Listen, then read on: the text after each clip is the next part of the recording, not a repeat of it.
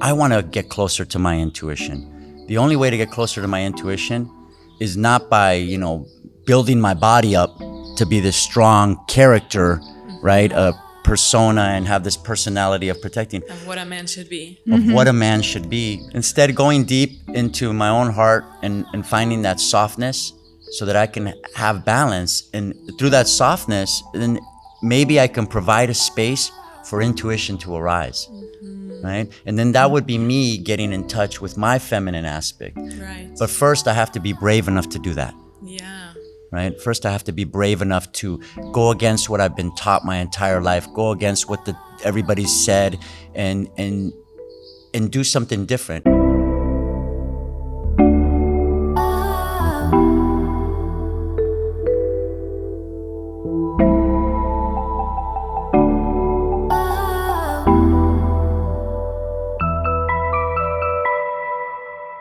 Hello and welcome to Curious Ones podcast by Yandara. I'm Yael Ginzburg, the host of the podcast, a yoga and meditation teacher and philosophy lover.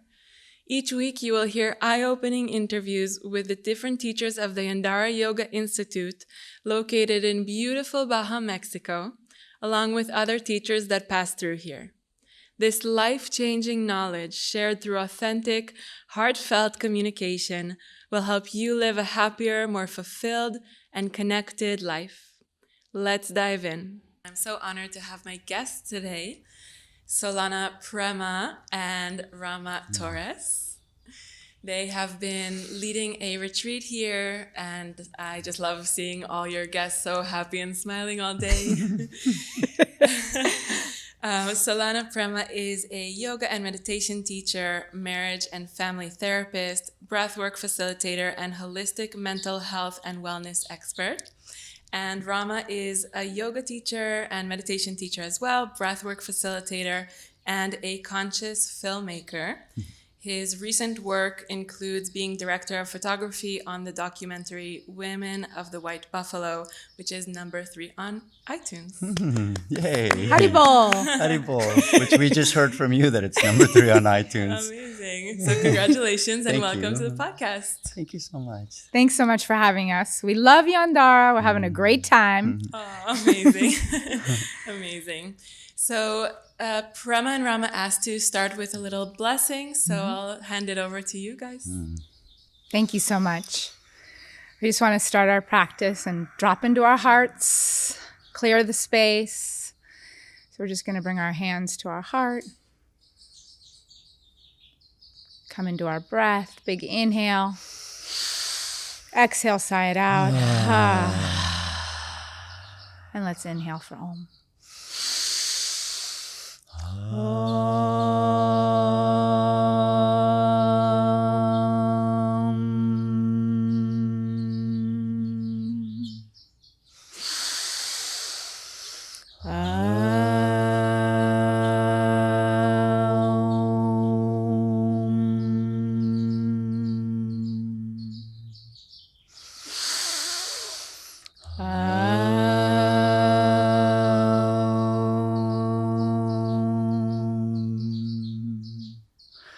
Om Shri Ganeshaya Namaha.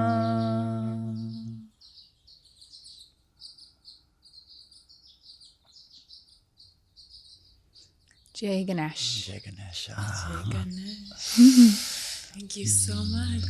It's a beautiful beginning. I feel calmer already. Amazing.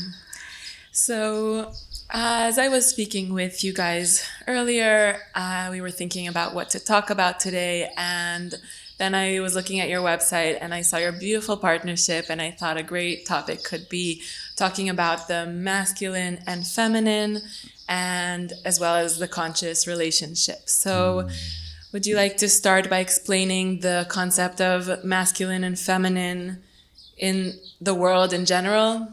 Sure. Well, first of all, we're high school sweethearts. So maybe that's what you felt a little attracted to. And, we've been moving through this life, this Maya, this, path of Dharma together for more than half our lives now. How many years? Ramaji? 30. He's better at the numbers. 30 years together. Wow. Yeah. Amazing. So what a practice, right? And this divine feminine, divine masculine, it's within each of us, right? It's not like I identify as a female, so I only have divine feminine energy, or Rama defines as a gender identity of a male and he only shares divine masculine. Rather, we both have both. All of us do. Yeah. It's our innate power. And so this divine masculine, divine feminine energy is moving through us. And within us and around us. And it's also moving outside of us in the elements of the earth and the world. And we see that a lot here at Yandara. Here the elements are surrounding us. We're surrounded by the ocean and the mountains and the sand and the birds and the wind and all of it. And that's also who we are. So our path has been to focus on ourselves individually. I feel that part of the success of our relationship is not about changing the other, but instead working on ourselves, taking accountability for the refinement that we can do within ourselves. And we use the yogic practices for that. And that's actually conscious relationship, right? Conscious relationship and conscious relating. How do you relate to that?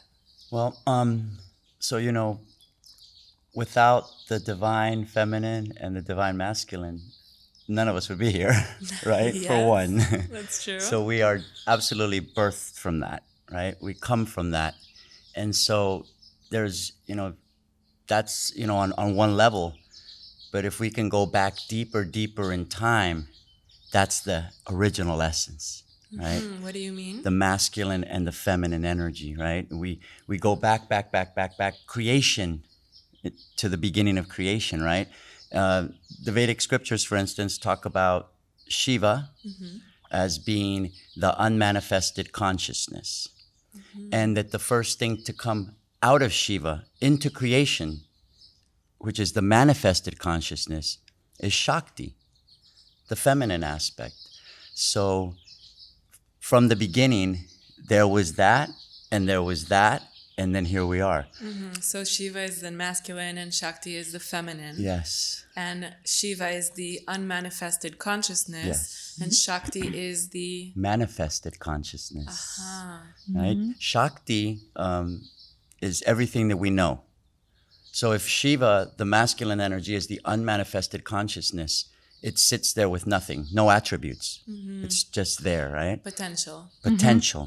So all of the potential is the feminine energy, right? That's why we have Mother Earth, right? We have Mother Nature, Mother Ganga, Yeah. right? Mother So Moon. Mother Moon. So the mother, Love Mother Moon. Yeah. the mother is everything that we can see, taste, hear, feel, touch, smell.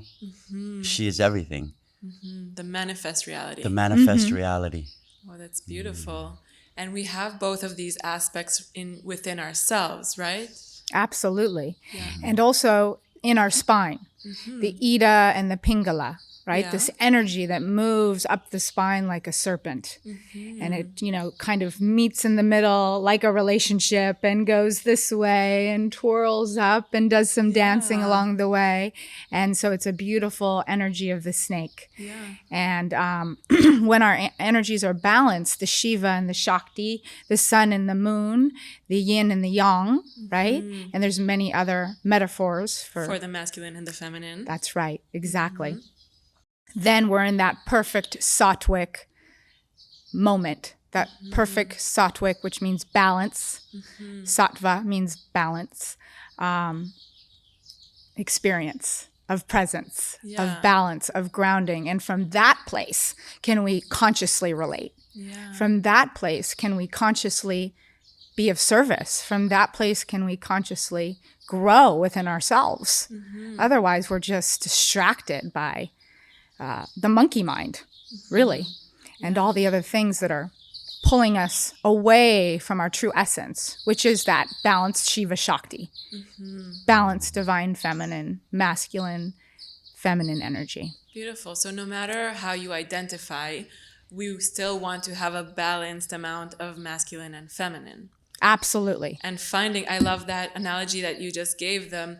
Ida and Pingala are represented as energy channels that go up the spine and kind of go away from each other and then meet and then go away from each other and then meet. So I love that you use that as the analogy also for a relationship, because we have to do that, right? We have to go away from each other, take care of ourselves, and then meet somewhere, and then again go away and meet again. So much so. Yeah. So much so.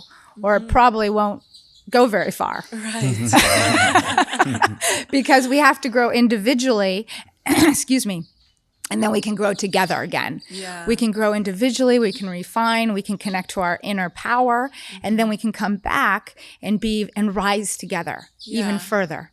Yeah. And then, So Rama, let's ask you, as the masculine side of the relationship, what have been the practices that you've used to refine your personal experience before being able to come back into the joint experience? Well, going back to what Prema said about the conscious relating, right? So the conscious relating has to start here first, right? So there's no way that I'm going to be able to relate to my wife or to anyone else if I'm not working on that interiorly. You know, I have to seek deep inside of myself and create the balance, the sattva, the harmony, the holisticness, right? And create that within me so that I can then feel whole. Because otherwise there's lack. Yeah. Right? There's too much of this or too much of that. And you're trying to find that in the partner. Right. And yeah, that's right. And you know, I'm generally for men, we have a different type of mentality on life, right? In general, right? Not speaking for everyone, but just in general, the man is the breadwinner. He's got to go out and do this, and you know, the protector and all these things. So we can be completely off balance sometimes because we tend to just think that that's who we are. And having a soft heart for a man, most men won't do it. Yeah. Right? Because it goes against everything that they were taught as children. You know, if your father was a certain way and you're watching him from a young age and you're growing up and your father's also telling you, oh, you got to protect the family. You know, there's truth in all of this, right? Because there is truth in that. You must be the protector or the provider. But in this day and age, it's a dance. It's not just that the man's protecting and providing. The woman is just as much out there now protecting and providing. The single mom has to be the father as well. Right. Right? My parents got divorced at a very young age. I was 15 years old. And my mother became my father as well. Right? And she had to assume that role. It wasn't a choice. She had to do it. And she, you know what? I take that back. She didn't have to do it. Right? Yeah. But she did do it. So even then, my mother was not a yoga practitioner. She was a very spiritual woman. But even then, now I'm just realizing as I'm speaking about it that there must have been a deep consciousness there for her to understand that I now have to step up in a different manner. So I wish my mother was alive right now so that I can actually speak to her about these things and find out what did you do? What was that practice that you did, right? Because that to me, it's quite incredible that she went deep inside and realized, I need to provide, I need to be the protector. And what did she tap into? How did she find that, right? So she did it naturally without yogic practices. So she used her intuition. Yeah. Right? And so as a man, I'm inspired by that. And so I want to get closer to my intuition. The only way to get closer to my intuition is not by, you know, building my body up to be this strong character, right? A persona and have this personality of protecting. Of what a man should be. Of what a man should be. But With instead, parentheses. correct.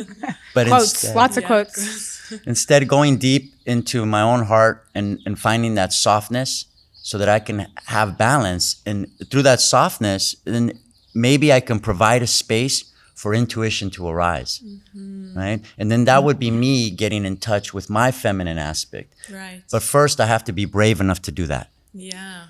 right? First, I have to be brave enough to go against what I've been taught my entire life, go against what everybody said, and do something different. And for that, there has to be I believe, a motive, right? Something, right? Something inside that wants that for you. Because when you grow inside and then you're able to find that balance within yourself, then you can share that with others. Then you can share that with others. Mm-hmm. What has been the motive for you?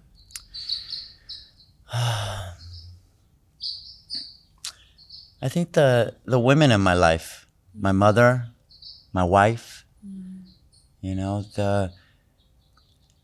my mother first, right? The mother is the first guru. Yes. Right? And guru from darkness to light. So you're in the darkness in your mother's belly, and then you come out into the light. So the mother, regardless, is the first guru, right? Jema. So my mother's been a deep inspiration for me. Like I said, she wasn't a yoga practitioner to say, but she was a very spiritual woman. And so that really influenced me a lot. And I saw my mother struggle. And also, you know, seeing your parents divorce and you seeing what your mother's going through, you want to connect with that. And me and Solana have been together for 30 years, right? My love for her makes me want to connect more, right? And that's where conscious relating begins, right? Yeah. Because there has to be a motive to want to change. So I want my wife to love me. I want to be a good man. I want to be the provider. I want to be kind. I want to be sweet. I want to be gentle. I want my wife to look at me and be inspired by me. I want my wife to look at me with admiration. And so there's so much that you have to do because that's not easily earned. Right. It certainly doesn't come naturally Yeah. for the human race. It does not. Right? To just be a gentle, kind person, The skipping world around. kind of teaches us the opposite, right? We have to fight for everything. We have to be strong. We have to show that nothing affects us. And No it's like the feeling, no opposite. emotion, right? Yeah. Not, pushing in the tears, pushing in the vulnerability, big heart, right? Especially for the man aspect. Yeah. And, that's all crap, right? And, and we have to blast that out, somehow, again, through these yogic practices, through breath work, through mantra, through meditation techniques, through chanting, through hiking, through dancing, through putting your feet in the grass, in the sand, whatever it is for you, right? Reading, writing, right? Journaling. It's just whatever it is. All of it's yoga in my heart. All of it's yoga. And then therefore we can consciously start relating not only to our partners, but with ourselves. So we can be mindful in everything we do. When we're journaling, we're mindfully journaling, right? We're paying attention to, maybe we're observing our writing or we're observing how we turn the page. Are we in a rush? Are we we're trying to fill the page? You know what I mean? Just little things like that. Yeah. When we go and fill up our water bottles, maybe we can be a little more present while we're filling up our water bottle. Maybe we might want to hold a mantra. A mantra. Mantra means mind, tra, expansion. Let's expand the mind, right? So mantra takes us out of our mind and into our heart, into our focus. What's our focus? What's our intention? We call that in Sanskrit sankalpa. Sankalpa, our intention. What's our intention? So I think Rama was sharing that. His sankalpa, his motive is he wants to be, my generalization of what you shared is a better man, a better human being, a better husband, a better yogi, a better child of God and goddess. And I do too. That's my wish. If we don't declare our wish and our prayer, in our practices, maybe in the morning when we wake up, before we rest at night, how will the universe know what to bring us? Do you think it works that way? I do. I'm thinking sometimes I go between putting my requests out there and between knowing that the request that I have in my heart was planted in my heart by something greater than me. Beautiful. Yeah, and I also resonate with that big time. I also feel that maybe even subconsciously, unconsciously, the seed was planted by our thoughts create our reality. So even though it's bigger, it's like a planting, it takes a village, if that makes sense. So there's this there's this blossoming that happens. But perhaps when we have an intention, a goal, a focus that we're declaring, we can keep our mind, on that focus so that we're not going all around. And yes, when it actually starts happening, I feel what you're saying. That's a bigger thing. It's definitely outside of ourselves. It's that interwoven vastness of, right, just meeting consciousness and meeting yourself, your bigger self, your best self. I love that, putting the intention on paper to kind of start the process of manifestation, right? It becomes from a thought floating in our mind into something that you can actually see and touch. That's right. On paper. That's right. I think personally, I've had lots of experiences like that, Really? Where I'm able to focus on my intention, my sankalpa that I set, and then incorporate the practices into my life that are going to support that.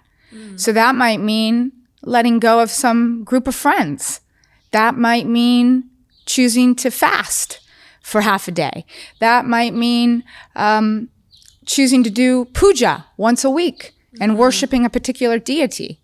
Like a ceremony. A ceremony. Puja means worship. So, for example, in my personal life, I worship Shiva and the Shiva Lingam on Mondays each week.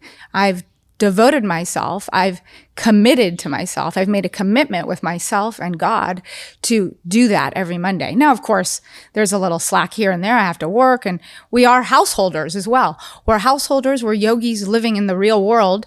We aren't able to just be in, the caves of the Himalayas meditating all day, right? So how do we find that balance? Now we're back to that word of balance and wholeness, sattva, and divine feminine, divine masculine energy, and how important balancing out those two energies within the body is, because then we can live a more balanced life. Yeah, beautiful, beautiful.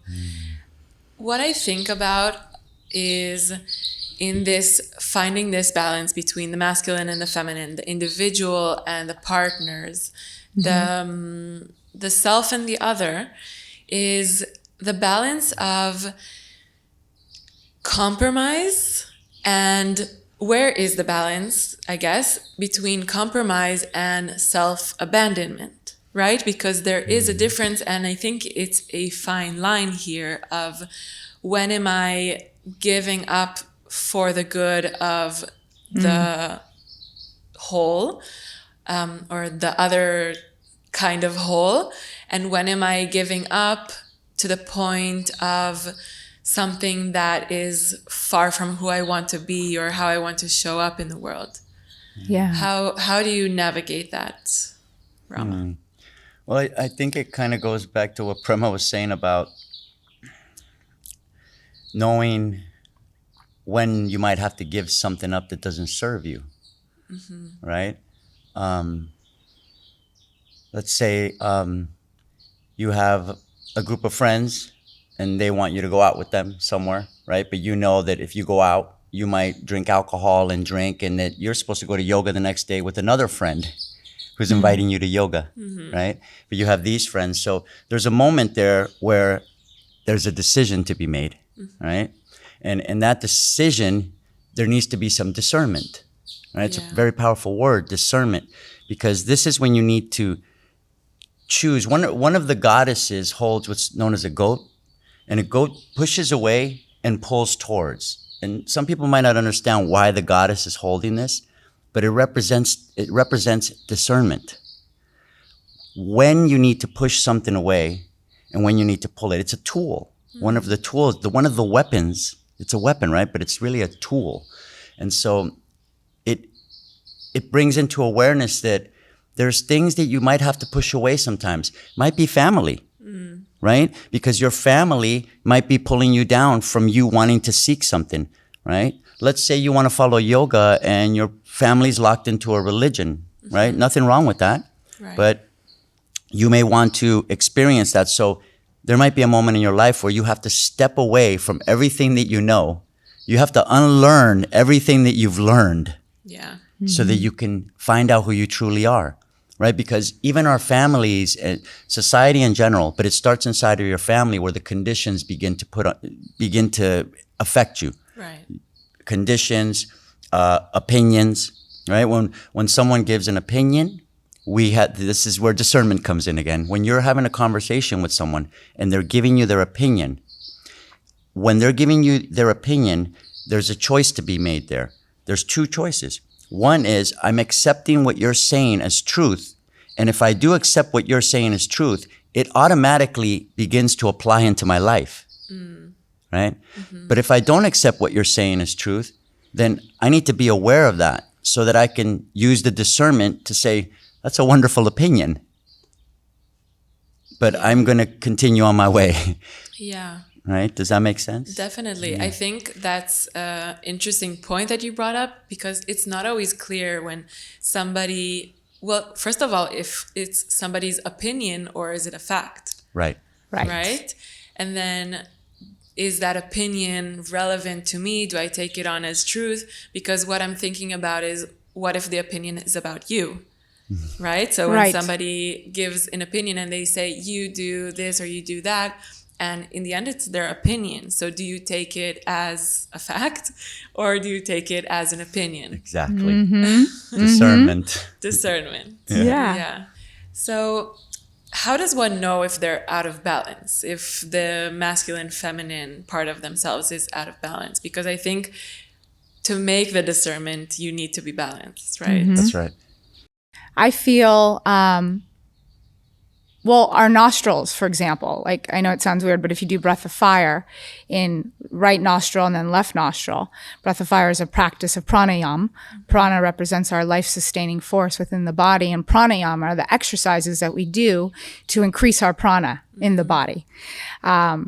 So, for example, when we do breath of fire on one side and we plug one nostril and we're exhaling through the left, let's say, it might feel more plugged than the right in that moment when we switch sides. Now, there's an amount of time that each nostril is clearing up.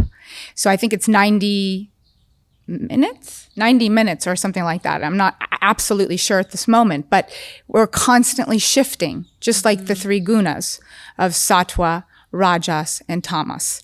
So there's this constant movement, this circular energy that's happening within. So I wouldn't call it out of balance, but just naturally we're experiencing a different moment, right? So it is, let me tune in to what is happening and then let me do the practice that might support that. So for example, in the world that we've grown up in, women are, these days especially, very divine masculine based, like go, go, go, keep up.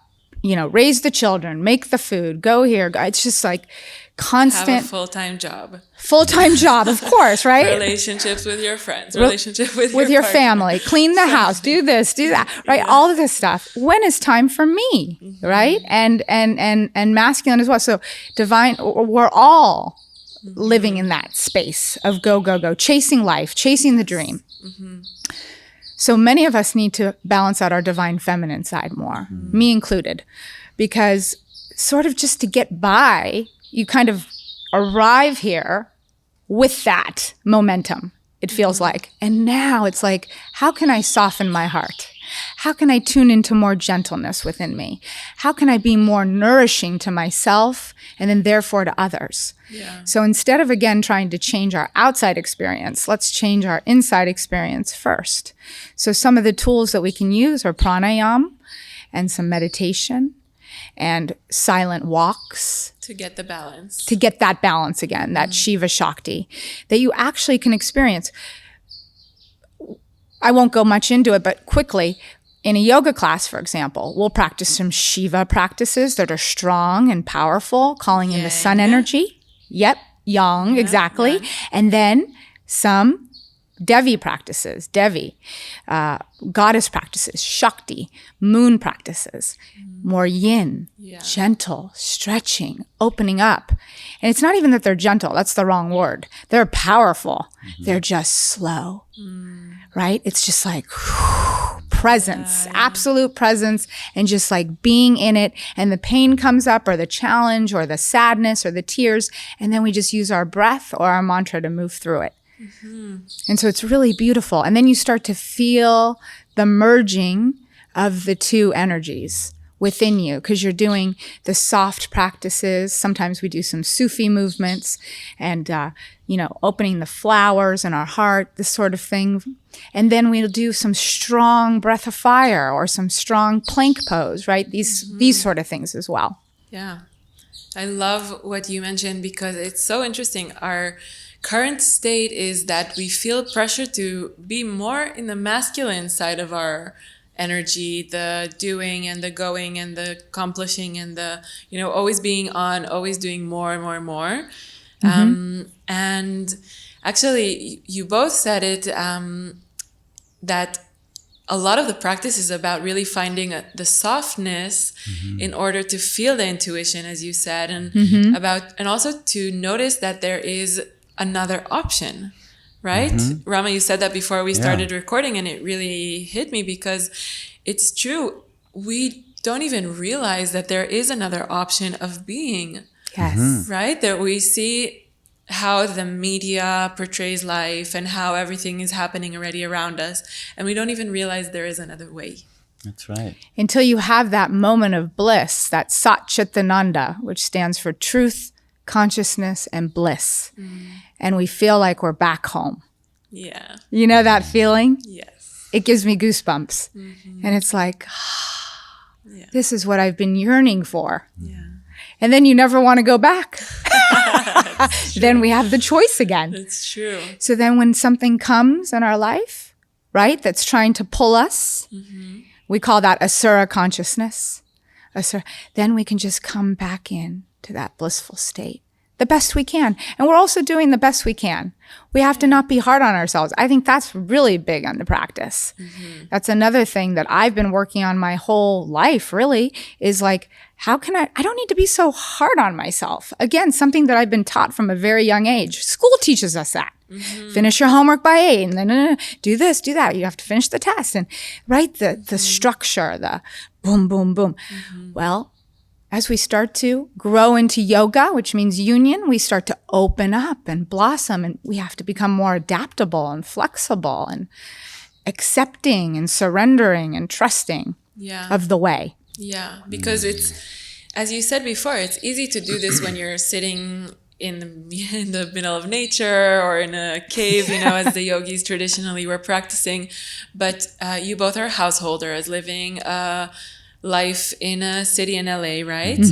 And you also hold other positions. So not just being yoga teachers, right? That's right. You're also kind of in the world. I mean, film industry is known for being pretty unconscious, even though you're working in the documentary Yeah, but not area. always. Right. Yeah. Not always doing conscious work, More and more these days, I'm just choosing the conscious work because more conscious work is developing.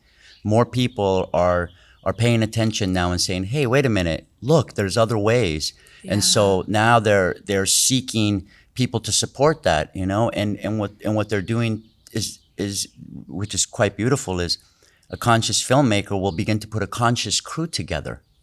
Some of our productions, shout out to my brother Adam, who I work with a lot, and he did something really beautiful, and I do it a lot now on my productions.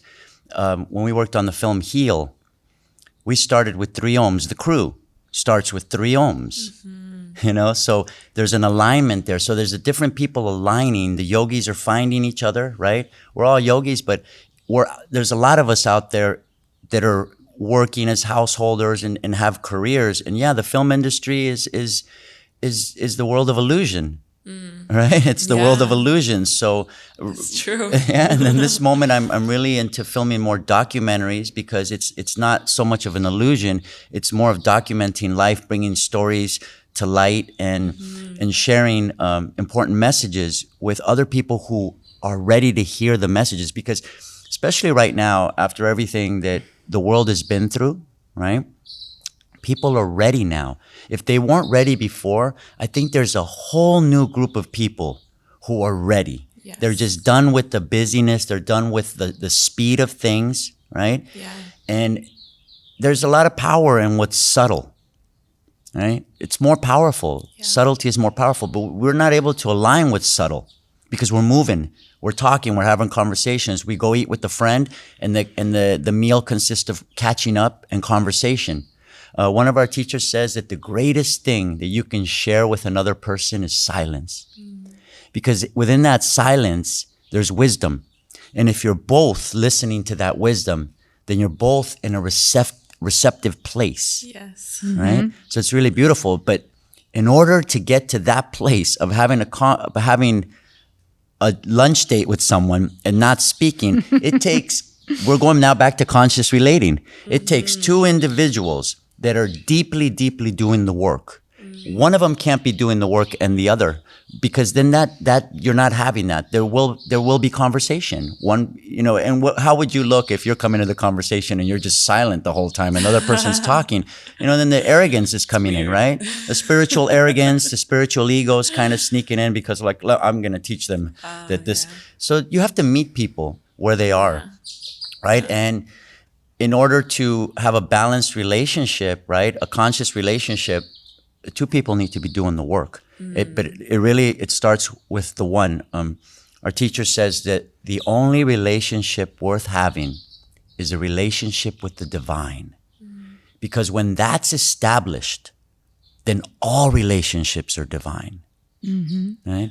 But that has to be established first. If that's not established, if there's no foundation there, then it's just a lot of talking at the lunch date. Which is fine too. There's nothing against that, but we're trying to speak about something. So I'm just using that as a metaphor. Yeah, it's a beautiful practice that you mentioned. Being able to sit with someone in silence also is kind of a place of vulnerability and trust between the two people. I mean, it can be romantic relationship, but it can be friendship or work relationship even.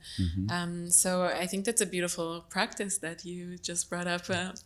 Check it out, try it out. Exactly. Check it out, try it out. Yeah. And one thing I just want to add to it is that, when you're in the real world, whatever that is, or your career, you have to bring who you are to that place. So if I'm on a film set, I'm bringing everything that I am to that. And people start to pick up on it. They start to notice, and so, but you have to be brave enough to do that as well. Yes, definitely. Bringing the yoga teacher, bringing the meditation teacher, bringing the breathwork facilitator into making a film. Then everybody's oming before the shoot. I love that. I love that point because it's so true. You don't have to be doing yoga in order to work consciously.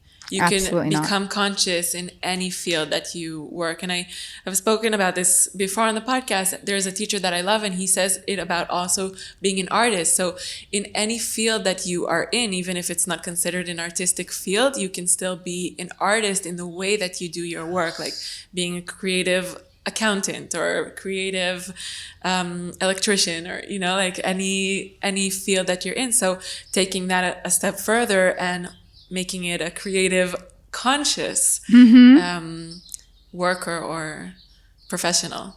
Absolutely. And how can we add to the space when we enter the room? So it's our work, it's arriving at a meeting, it's meeting up with a friend, right? It's showing up to a date, whatever it is. How can we add to the room, right? Because as soon as we enter a space, our energy's felt. So it's coming in with a light, because that's who we are. And then we're more magnetic. The light that we put out, that will come back to us. Because you can deeply feel a negative person enter a space, right? It's very heavy and you can feel it. And so rather, we can work on ourselves again, create that balance, create that light. I call it the lighthouse. We are a lighthouse. That's who we are at our true nature. And then we can move through the world that way. Maybe we can give a stranger a smile and change their day. Maybe we could help somebody across the street that might be struggling on the corner with a cane or something, right? Whatever it is, or pick up some litter on the beach. So these little acts of virtue, of presence, of mindfulness, kindness, compassion, forgiveness are huge. The benefits are rippling, and they might not be right away.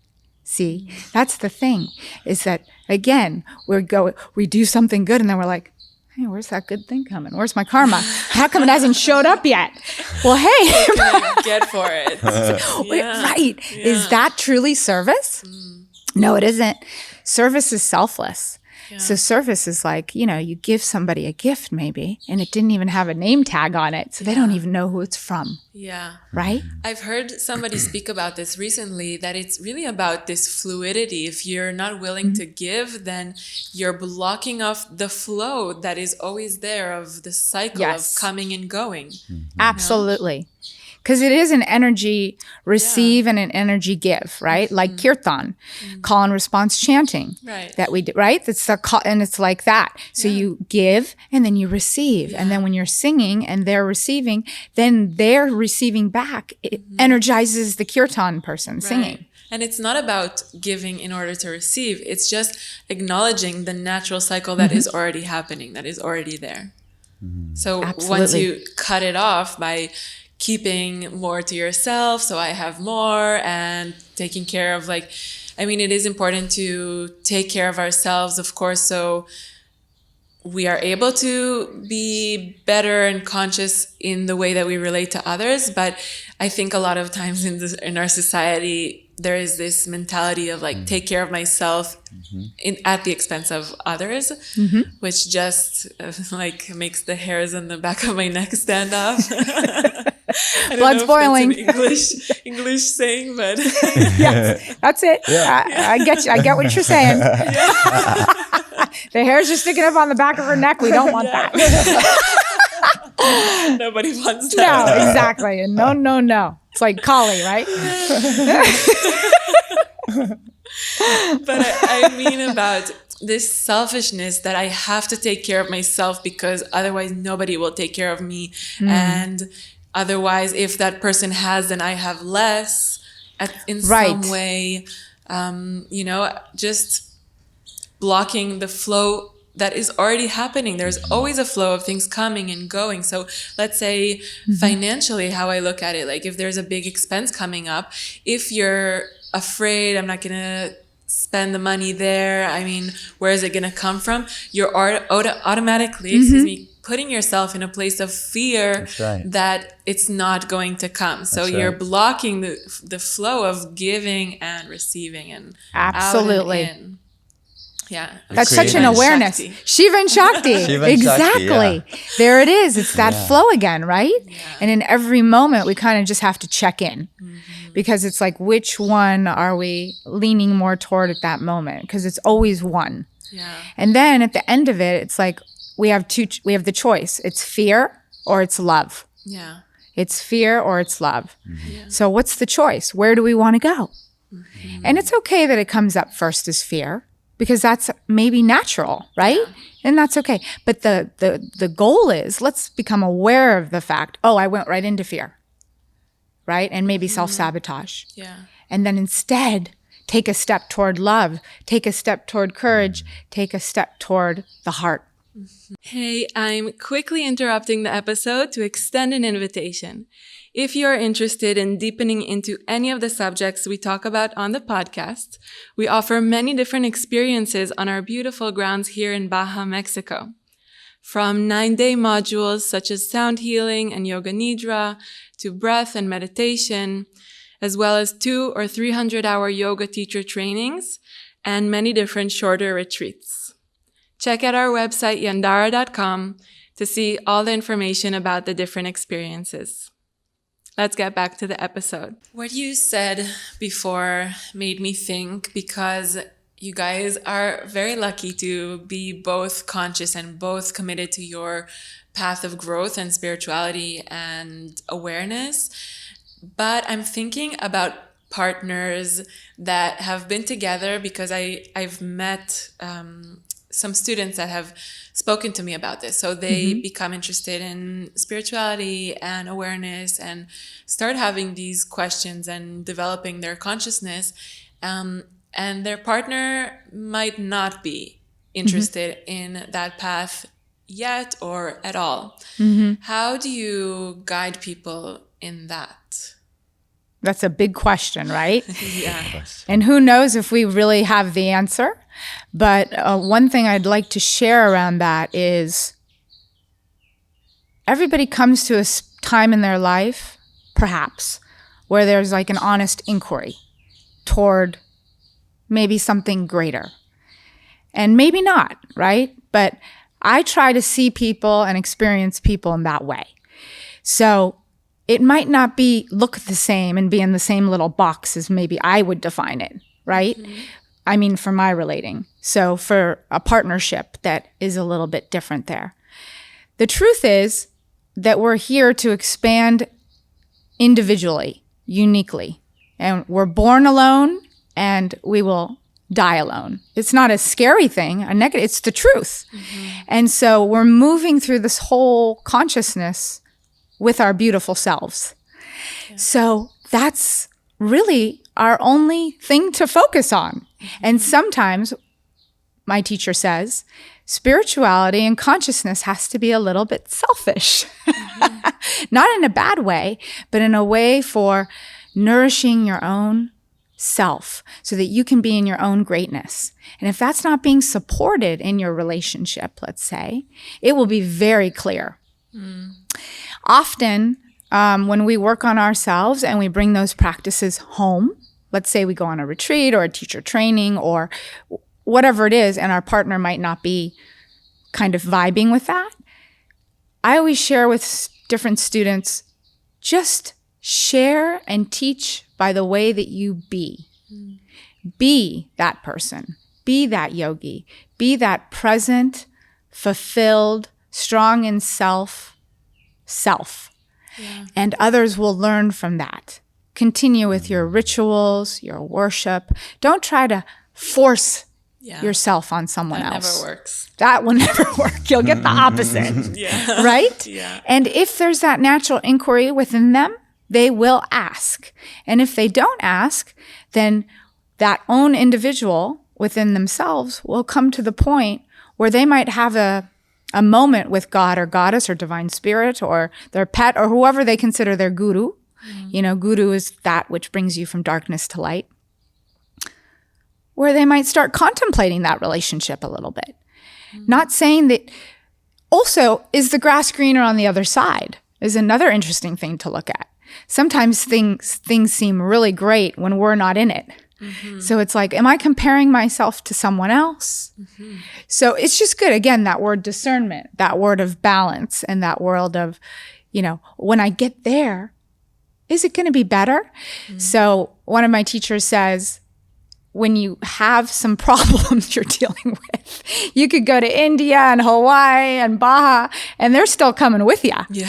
So, you know, when you're in Hawaii, you're thinking about LA. When you're in LA, you're thinking about Baja. When you're in Baja, you're thinking about Hawaii. So where am I right now? Right? So again, it just brings us back to the self, the internal. And my hope is that, like Rama shared, I can be inspiring to him somehow, that he'll want to inspire himself.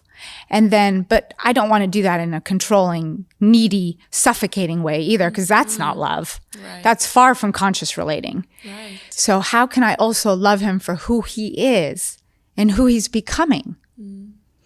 And one of our teachers also says, look at your partner as the divine. See God in his or her eyes, even when they're being a real pest. Try it. Just really try it. Maybe do some soul gazing, you know, maybe do a little touch, you know, maybe put your hand on their hand or your hand on their foot or something, or on their shoulder. Could you expand on soul gazing, please? Sure. Yeah. Soul gazing is kind of like what you and I are doing right now. It's very fun. It takes you right in. Your soul sister, soul gazing. You can do it with your sister. You can do it with your parents. You can do it with your children. You can do it with anyone. And what we're doing is we're just deeply looking into each other's eyes, and we're trying not to blink, and we're just seeing God in the other. And I see smiling and bright light and so much radiance in you. And it's just teaching me. As I'm looking into your eyes, I'm learning about myself. I'm seeing my light in your eyes. Oh, that's beautiful. I love that. Well, thanks for soul gazing with me. Yeah, anytime. Thank you. It's very nourishing. It is. I suggest that everyone try it. You know, just give it a try. It doesn't have to be for so long. But we also have a wedding photography company, actually. We're both photographers.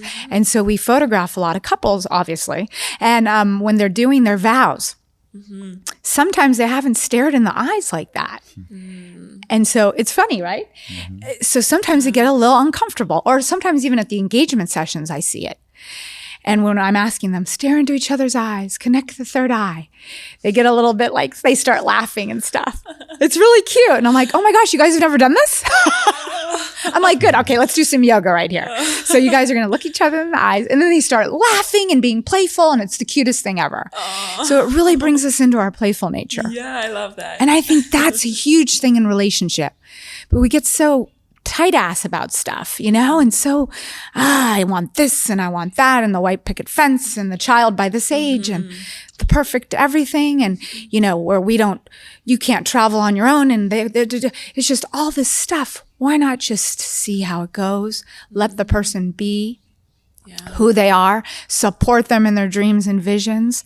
And then you do what's best for you. You live your best life. And then you can support and inspire them. Beautiful. Wow. I love what you both said about wanting to be inspiring to your partner, because that's so beautiful. It's not about wanting to make them a certain way. It's not trying to pretend to be something that you're not. It's holding yourself in a place of love, of love, of being the truest essence of yourself in the partnership. Authenticity. Yeah. I love that. It gives me goosebumps again. I'm getting a lot of goosebumps. Yeah. I love talking about this. Because it's like, that's who we are. We are love. And that's how we want our partner to see us and experience us. I think that's our deep wish. And often in relationship, we're trying to pretend to be something we're not so that they'll like us better, or they'll do more for us, or they'll be more affectionate, or they'll want to spend more time with me, or they'll support me in having an altar, or they'll support me in having my yogic practice, or whatever it is. That comes a time to be like, what are my goals, my intention, my sankalpa in my relationship? Who am I calling in? Because light attracts light. So often I think too with sacred relationship, how can I drop more into my love, my divine love? Actually, Prema means divine love. That's what it means. And it means divine love, not the ushy-gushy love. The ushy-gushy love is great. It's also, it can be challenging. It brings lots of stuff, lots of maya, right? Illusion.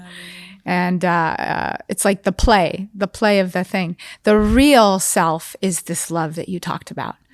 And it feels so good to be able to be seen in a relationship, to be heard, to be validated, and to be listened to. And I think that can really happen in silence. But that can only happen in silence if you have a practice. Otherwise, it's really hard to shut the world off. Because there's so much we have to tune into. So at home, what we do, because we are householders, we do have jobs, we have bills to pay, we have things to do, we have to pay for our car and our thing and our insurance and all of the things that we want to do. And that's okay. I'd much rather live that life personally than probably meditate in a cave all the time, all day, because I like being in the world. Like Ganesha. You know, he's the god of joy, and he's got a big belly. He enjoys food and all sorts of good things. He loves music. He's got the big ears. He likes to dance. So I'm like Ganesh. I'm like, let's have some fun. Well, anyways, what do? We have our daily practices. We go to our altar every day, individually, right? At our own time, also together. But I don't say to him, hey, Did you go to your altar today? You know, did you go to the altar? We have a shared altar. Did you go to the altar? Did you do this? Did you do that? I know that he'll go when it's right for him. He'll light the candle. He always does. Yeah. And it's beautiful. Sometimes I'll come home and he's gotten some flowers for the house. He's gotten flowers for me and he's gotten different flowers for the altar. So that's just so lovely. So little surprises like that. Yeah. You know, around devotion, around these spiritual practices is a really beautiful way to also encourage that kind of relating. Yeah. Right? Hey, let's go on a walk. You know, let's go listen to a podcast. Maybe we'll listen to Solana Prema and Rama's. Yeah. I'm just kidding.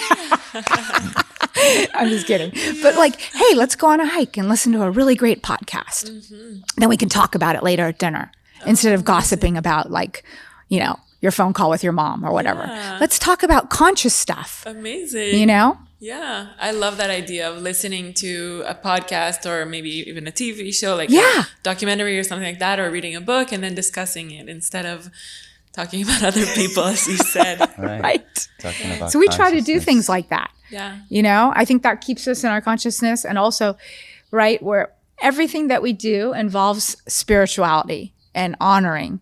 Like when we eat our food together, we bless our food first. Mm-hmm. When we fill up our water bottles, we have an alkaline water machine. Rama, I know, does it too. I can speak for myself. I do mantra to the water as I'm filling it up. You know, so I'm blessing the whole home. You know, I'm not saying that in an arrogant way. I'm saying that in a way of ritual, of practice, so that I know that I'm putting that energy into my home and into my relationship. So what would you say was the hardest part of having a conscious relationship? Maybe Rama, you can speak on that. Well, you know, we're talking Good question. We're talking about authenticity, right? It's not always easy. Yeah. Oh, no. We're talking about authenticity, right? And trying to be authentic. So, you know, we need practices to become authentic, right? Practices that peel the layers away so that we can be authentic, right? And when I think that, you know, like even when we're speaking about how somebody might be into a practice and someone isn't, right? And then how that affects the relationship. So if I find a practice that's authentic to me, right? And I feel and see and hear truth in that, then I need to connect with that. And it doesn't matter who else is coming with me. If people want to get on this boat's about to leave the dock. It's going in this direction, right? There's many other docks and there's a bunch of other boats. There's some boats that are going to Disneyland, right? And it's a lot of fun at Disneyland. So there's the discernment, right? Where it comes in like, do I go this way or that way? Like Pinocchio, right? This way or that way? Like, you know, do you want to go to that little fair, you know, to the fair and to the playground, or do you want to go deep into yourself? And so the practice is super important, because if I find truth in the practice, then I need to really see what's there and develop that, right? Some of our participants that are on our retreat, you know, they might have a significant other that's at home that isn't here because they're not into what that person is into. And that's okay. What the person who's here can do is strengthen their own aura, strengthen their own energetic field, and go deep into that truth to solidify that foundation, right? To solidify that foundation. Now this person can go back and continue this, but the person needs to practice, because they will get dragged back into that other mentality, right? And then we might have someone on our retreat now who was on our last retreat. Let's say they came to India with us, and they were the person whose partner didn't come. And they learned in India, they learned the ways, they learned how to eat differently, and they're coming home with like, no, we're not going to eat that anymore. We're going to do this, we're going to do that. The partner might not like that. The partner's like, no, hold on. You will go away for a couple weeks and you're like a whole different person now. Like, whoa, I didn't sign up for this. Yeah. So now the conscious relating begins. Now the conscious relating begins, because before that, it was unconscious relating. Right. One person comes across the truth, brings it to the table, conscious relating begins, even if it's one-sided, because it's forcing the other person to start questioning and come with that inquiry, right? Then maybe that inquiry develops that Prema was speaking about, that deep, honest inquiry. This person can now get to the person. Let's say the person comes back as a yogi and the other person is the one that says, I don't want to be with this person anymore, right? That can also happen. But what can also happen is the person can come back home, solidify their practice, continue that, and in that strength, the other person begins to notice something that wasn't there before. Wow, this person's a lot happier these days, and I'm not making it easier for them, and they're still super happy, and they're doing their thing, and then, you know, we have a couple on our retreat now that is here together. One of the people was in India, and a few years later, now they're both here together, right? And that's really beautiful. Maybe that developed into something, and now both of those beings are here. So there was some inspiration that happened there. Something along the line happened, and somebody was inspired. And that's because one person saw truth and went deep. Our teacher also says, a true friend is someone who loves the truth more than they love you. And that really takes a lot and a really mature mind to really sit and think about. What does that mean to you? It means that I am willing to give up all relationships for my highest self. Because if I'm not in my highest self, then I'm of no service to anyone, including myself. Yeah. Beautiful. I want to take that in. If I'm not in the highest truth of myself, then I'm of no service to anybody. Right? Including myself. A car with a flat tire. A car with a flat tire is nobody wants to jump in a car with a flat tire. Yeah. Because you can move along quicker walking on your own. Right? Yeah, that's true. That's true. Amazing. And the hardest part of a conscious relationship is that? Well, I think that the hardest part of the conscious relationship is knowing that there's a truth, right? Because there's the discernment. You choose that or you choose this. So I believe that there's, we were talking about balance and harmony, right? The moment we think we're in balance, you're not in balance, right? Because balance this is a lifelong practice. Solana Prema's father is a huge inspiration to me because he's been meditating for over 50 years, right? 50 years, but he still meditates. And it's the most important thing to him. I watch him give up so much stuff to go meditate. So obviously it's a lifelong practice. It's something that you have to continue doing and you have to continue doing. So you just have to really, really go deep into yourself, into yourself. And for us, we're both on the same path. So there might be some times that are easy, but we're still in a relationship, right? And we've been together for 30 years, and we have vrittis and samskaras, things from the past and things that may arise from when we were 16, the ways we used to, when we were an unconscious couple, right? Those things still arise. We're not, like Prema said, we're not the type of yogis that go around trying to act a certain way like things don't happen. Things happen. Things arise. Things arise, and then you have to choose at that moment, what am I going to do right now? And then you have to find that softness, and then retreat into the softness, listen in the silence, and then come back. Not being reactive.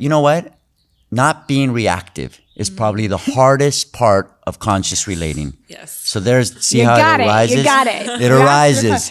So, but look, it took all of that, Not being beautiful. reactive, though. It is beautiful. His own and awareness. very true. Yeah. Not being reactive. So That is hard. being able to catch yourself, right? And that's what these practices do. They're all tools so that we can continuously catch ourselves. It's not going to stop. Because the ego keeps coming and it keeps coming, and just when you think you've got it, you don't got it. So you got to keep catching yourself, and that's why there's so many practices, and that's why there's so many tools in yoga, so many positions, so many mantras. They say there's billions of mantras, right? For the billions of thoughts that we have that are trying to pull us away. More than billions. Right. Yeah. So, I thought I was being crazy with the number, but yeah, you're right. It's more than billions, right? There's trillions and trillions of things that are designed to pull us away from our own consciousness. So we have to keep going and keep working, keep going and know that it's a lifelong practice, right? Yeah. And if you're going to choose to practice yoga, if you're going to choose to go into these teachings, you're going to find out real quick that it's not that easy, because now you're in consciousness. Now you know better. When you're unconscious, it doesn't matter. You're just living, you're doing whatever, and that's who you are. And people accept you like that. They're like, oh, that's Michael. That's how he is. And you're accepted as that. But once you realize your own greatness and that honest inquiry has happened, now there's no going back, because now you know what's here, and then you know what's here, and you know where you are in that spectrum, right? And this is where we want to be, right? Yeah, With the heart. With the left and the right comes together, and then we're at the heart, and then the balance is there. The Ida, the Pingala, and then we form this, bring the palms together, and here the left and the right hemispheres come together. And so it's always in the middle where we meet, right? In the middle, Amazing. Prema says something beautiful about the field of awareness is a place where you meet. Right? The field of awareness is where we all can meet. Right? Yes. We often say, at home, just to add on to what he shared about the toughest part of a conscious, that's a big question, right? Because it could depend on what the tough thing is in that moment, and that can constantly change. But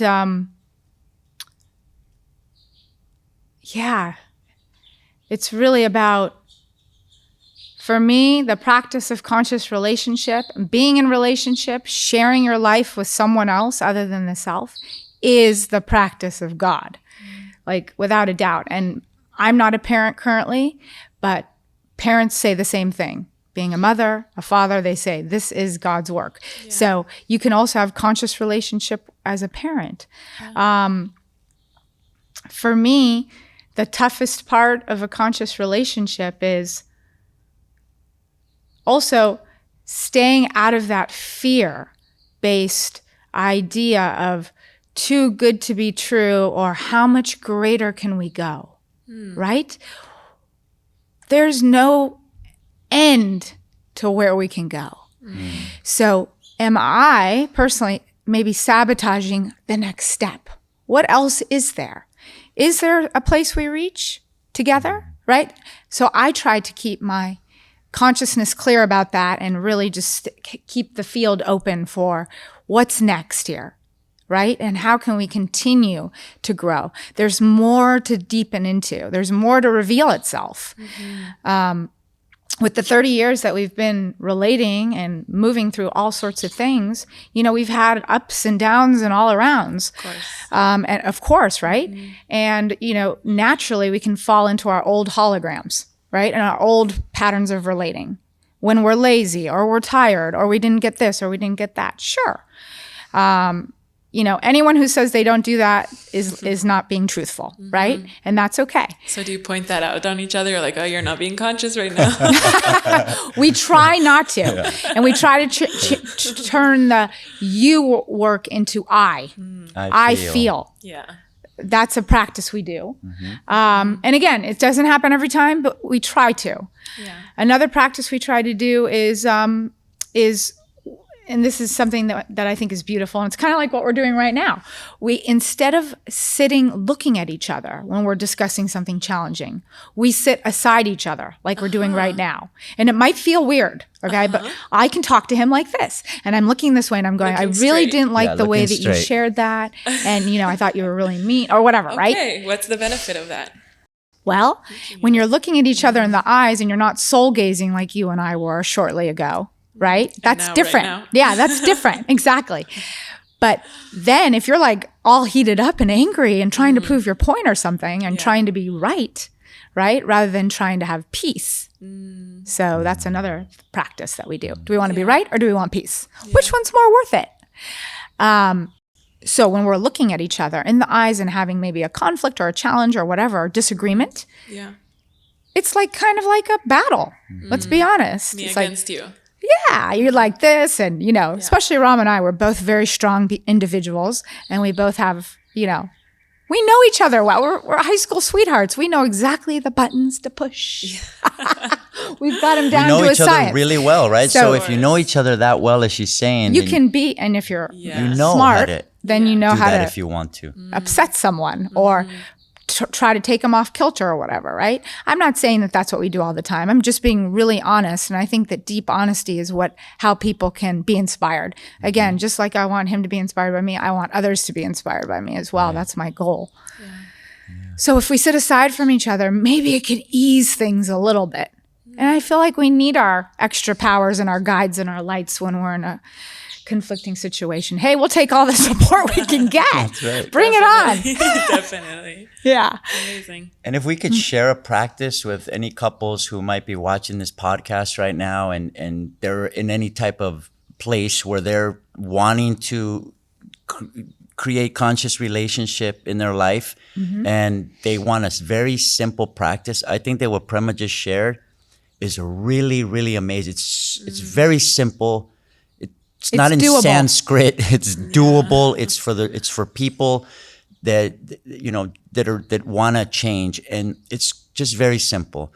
When the couple can just not as a couple, but the person in the relationship can just ask themselves, "Do I want to be right, or do I want peace?" Yeah. In every moment when it starts to arise within that, I don't think I like where it's going here, right? Instead of reacting, secluding back and asking oneself, do I want to be right or would I rather have peace?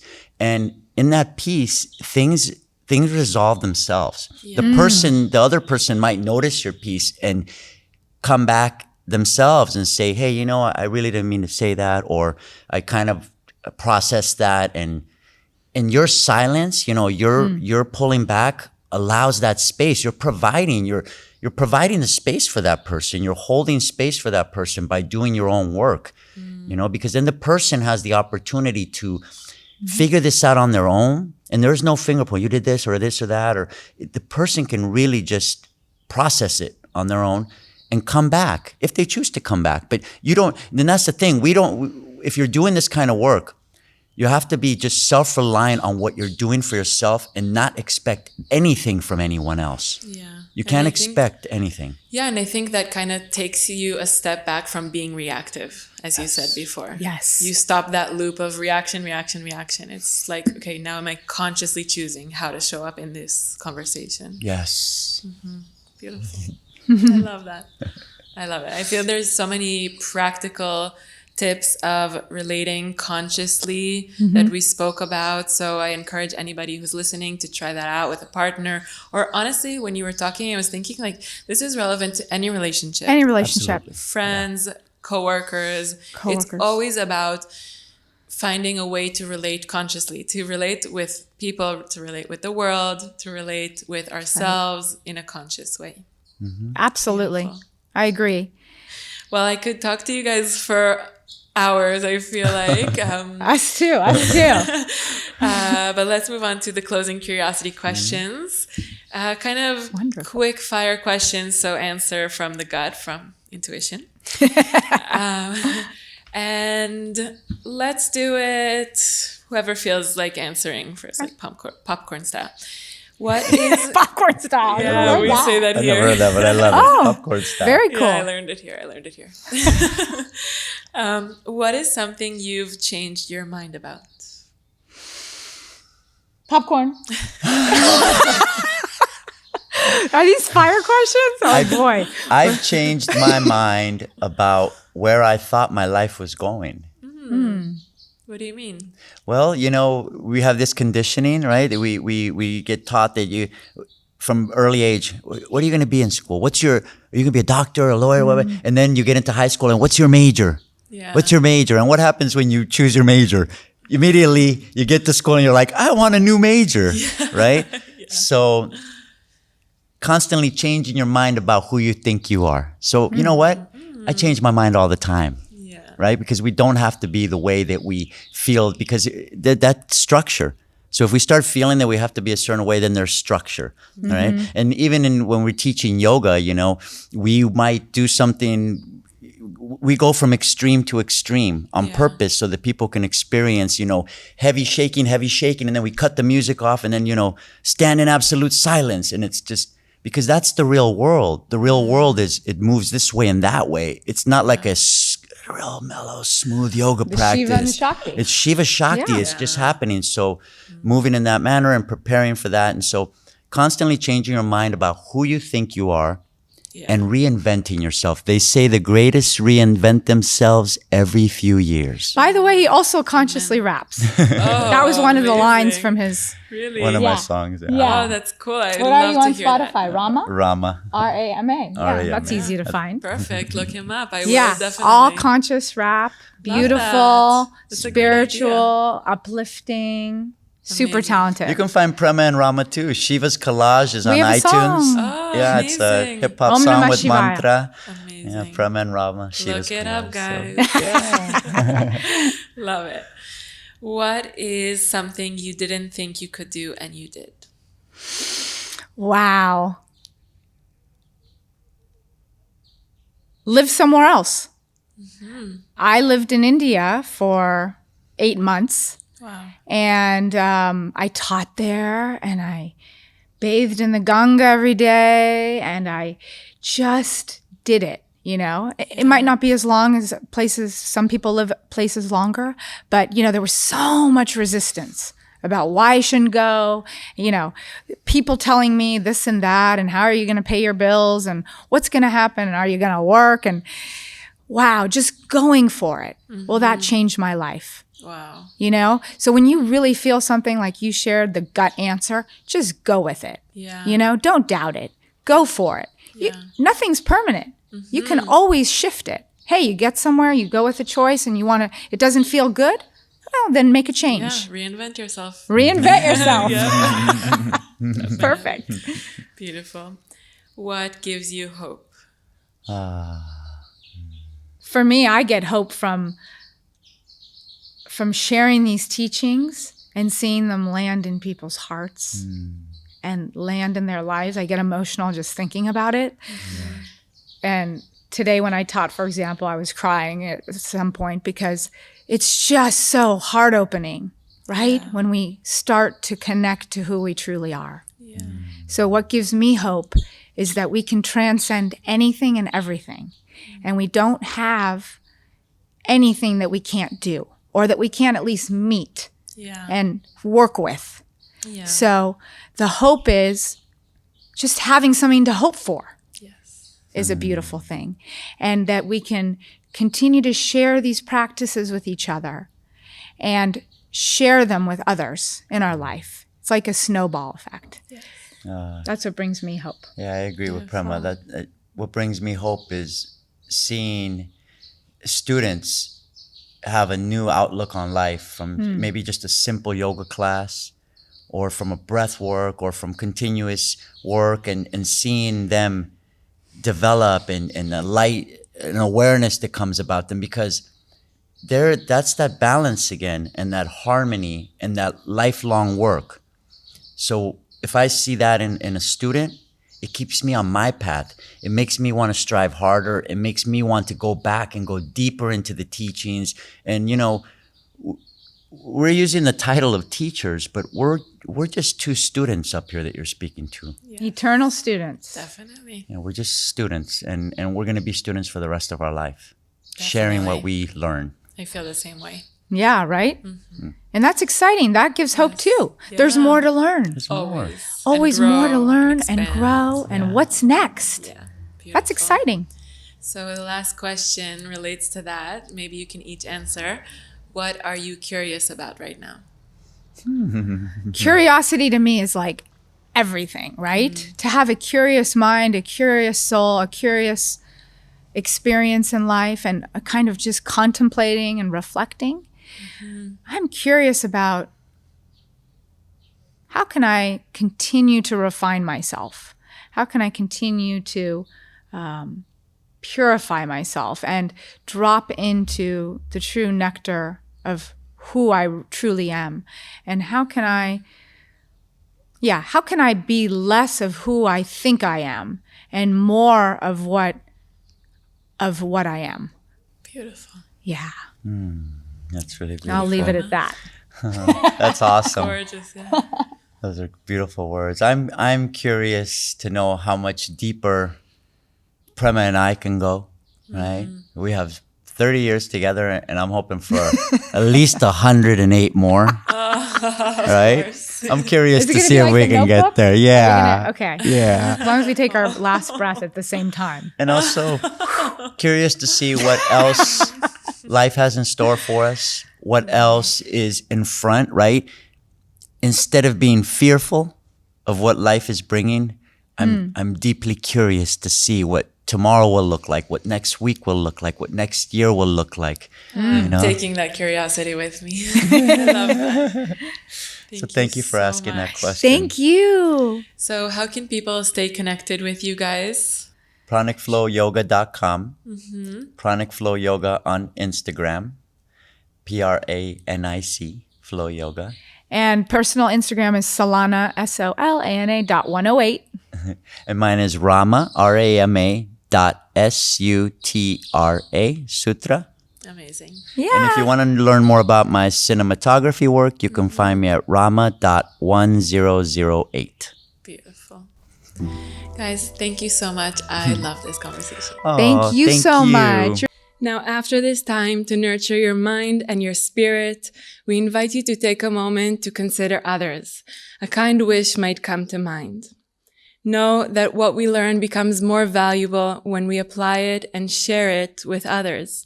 So share this episode on Instagram stories, tag Yandara and I, or share with a loved one so that more people can benefit from it.